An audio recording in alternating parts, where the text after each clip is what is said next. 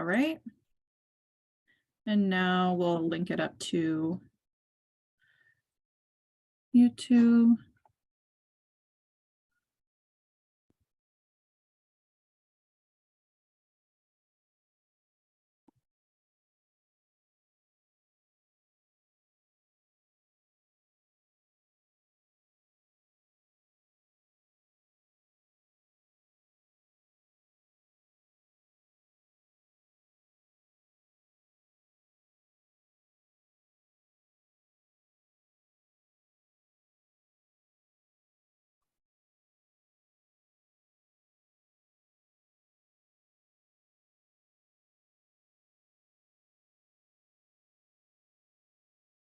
It's giving me an error message on the live stream, but the good news is that we are recording this and then we can post it onto the YouTube page.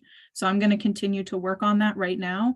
But the recording is going. So Mike and Molly, I'm going to leave it up to you how we proceed, but I'm working on troubleshooting that. I'm not sure what's going on there. Why don't we can give it another, we can give another minute or two.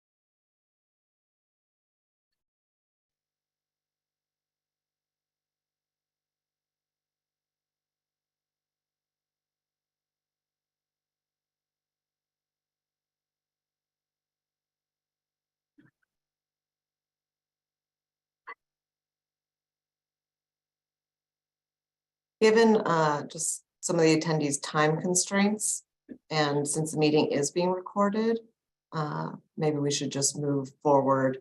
And with the live stream, the nice thing is that people can watch it later and still comment. And so we'll be able to capture all those chat comments, regardless of whether this is posting live at the moment. So are people okay with that? Great, Yeah, then I'm fine with that. that'd be great. Then how about I just get started? You might want to post somewhere about maybe we're experiencing technical difficulties or. Good point. Well, good afternoon, and thank you for taking time out of your busy day to join us for the March 14th, 2023 CTE public meeting. My name is Mike DiGiacomo, and I just wanted to take a moment to thank the CTE committee chair, Myra Norton, and the rest of the committee for taking the time to offer their expertise and insights in developing the plan. And a thank you to Bob Lerman and Batya Katz from the Urban Institute, along with Ting Zing from the Jacob Francis Institute, for the massive effort in such a short period of time in support of the plan.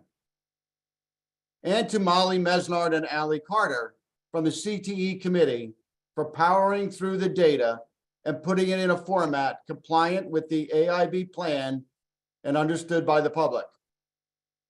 And finally, thank you to the legislators, employers, trade organizations, labor unions, CTE directors, local workforce board directors, parents and families, school communities, teachers, students, nonprofits, and community college representatives who agreed to 30-minute interviews, and everyone else who called, sent emails, invited us to attend virtual events and speaking engagements for your valuable input to this plan. And now I would like to turn the meeting over to CTE Committee Chair, Myra Norton. Myra? Thank you, Mike. And I just want to echo that large round of thanks. This was definitely a community effort, if you will. So big thanks to everyone who has had their fingerprints on this plan. So what we're going to do today is we're actually going to kind of accelerate the vote and do that at the top of the meeting, because we have several committee members who have obligations later in the meeting. We don't want to miss our quorum. For members of the public, just so you understand the process that we've gone through here, the members of the committee have received the plan documents in stages over the last several weeks. So we've had an opportunity to review each section, offer comments throughout that several week period.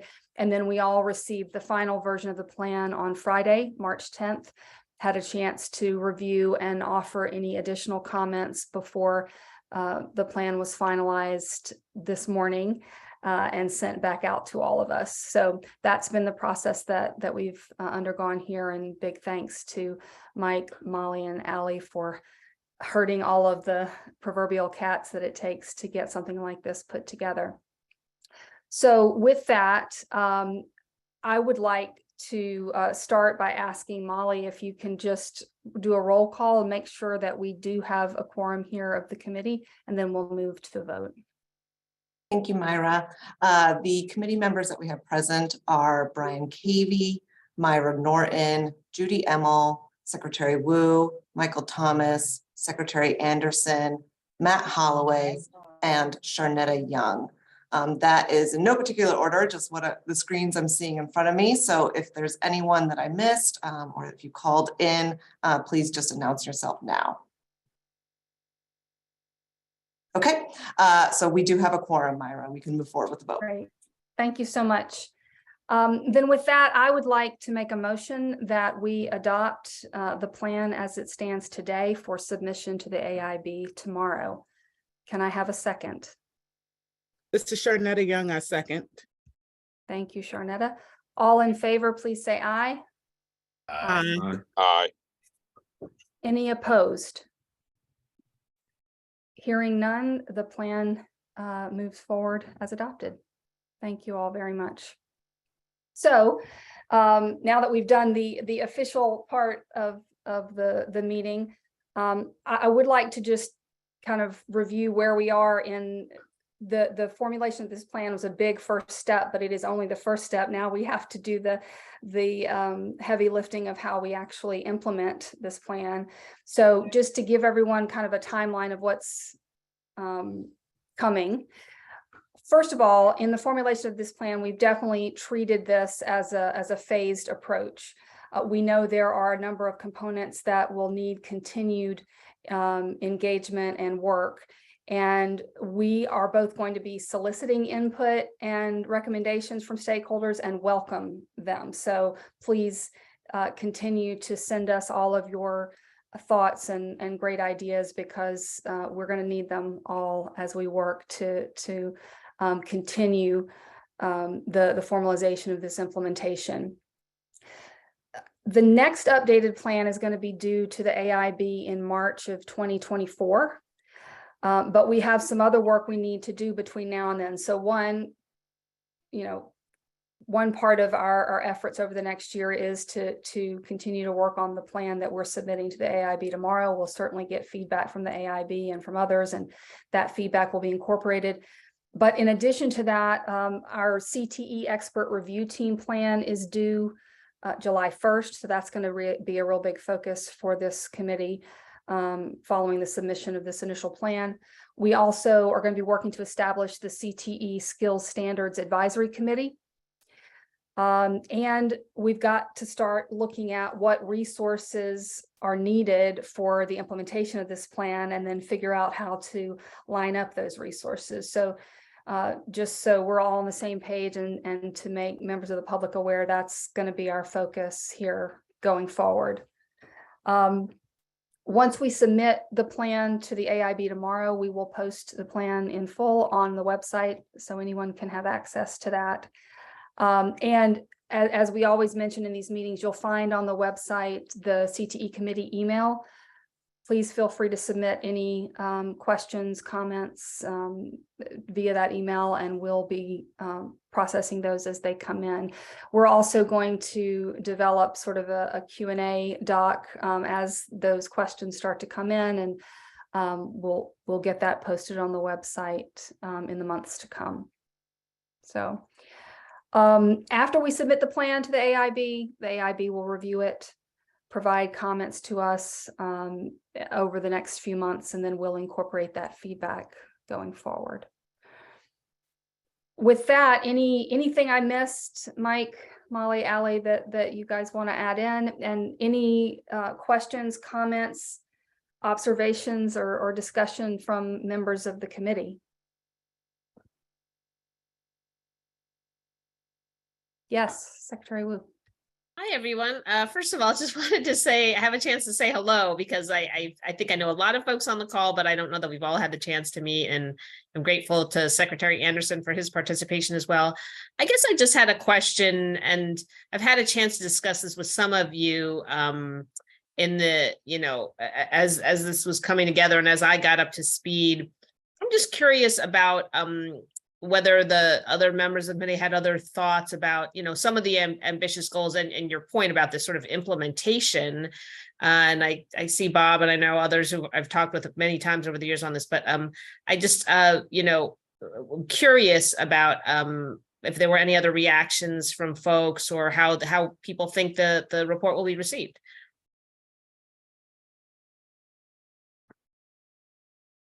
Great question. I can just say for myself, I think there is no question that this is an ambitious goal. Absolutely. And I think some of what at least my hope is, as folks review the plan, what they will see as an acknowledgement of that, and that sort of the devil's in the details in terms of how we think about it. This is a step-by-step plan, right? You don't get to 45% overnight. And so what does that look like, and what are the resources that are needed to support it? At least I'm just speaking for myself and from what I've heard in the conversations, but I'm sure others on the committee have a perspective on that as well. I can say that in our interviews, there's a general, very positive view on the goal. There are concerns about achieving the goal, but when I talk to people about apprenticeship, I often mention there's the why should we do it, and then the how should we do it.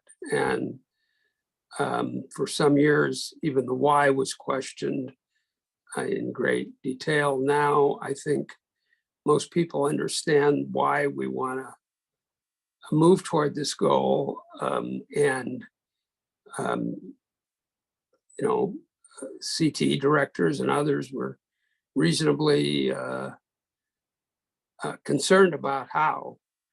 And I think that's going to be a challenge as we move forward, but there are mechanisms by which we can move forward. And I think we'd all love to achieve the actual goal of 45%, but even were apprenticeships in the 30% range, that would be quite a positive development, from my perspective. Well, I want to commend everyone who worked on it. I do think it was a difficult needle to thread to, maintain that ambition, but also acknowledge some of the realities. So I appreciate the way people tried to address that.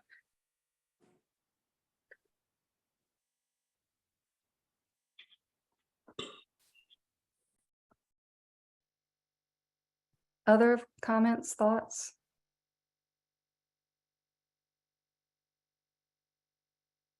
I also think, Secretary Wu, that's the work really starts now in terms. So we've sort of we're talking about when for me, reading through the plan, it was like, okay, I work well with the checklist. Well, there's a whole checklist of things we need to figure out. This.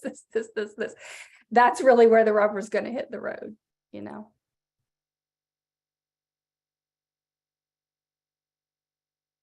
I also think most things in life worth doing tend to seem impossible and daunting and hard. So I'm here for it.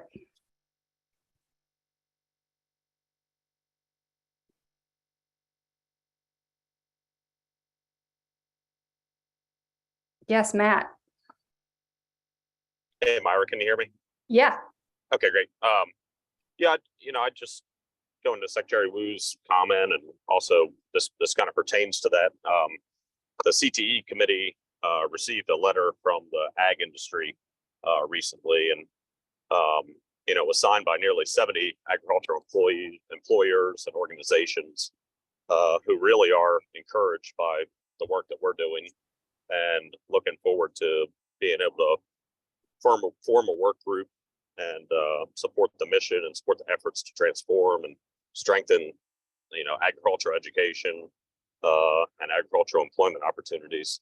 I think we need to look at this as an opportunity to really make that strong connection between the industry and the education system, one that maybe has been lacking, especially in our field for a while. If you look at the amount of apprenticeships that are out there and internships, there's just not many agriculture ones listed that are recognized. So, I think I'm looking forward to working with the industry work group and come up with ideas how we can achieve these goals. Thank you, Matt.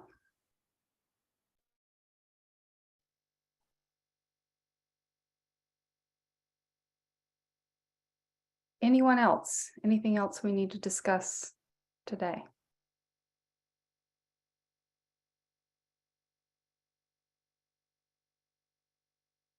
Okay. Then in terms of next steps, one, we're going to, Mike, Molly, and Allie will be reaching out to the committee to establish our next meeting, and that'll be posted on the website. So the public will know when that's coming. So we'll get that on the books. And as I mentioned before, I just want to say again, once we submit the initial plan to the AIB tomorrow, that will be posted to the website as well. And please send us any questions, comments, thoughts, concerns to the email address that's on the website there. We want those, welcome those, and we'll process them as they come in. With that, I move that we adjourn. Any objections? Hearing none, we'll adjourn the meeting. Thank you all. Look forward to seeing you next time. Thank you.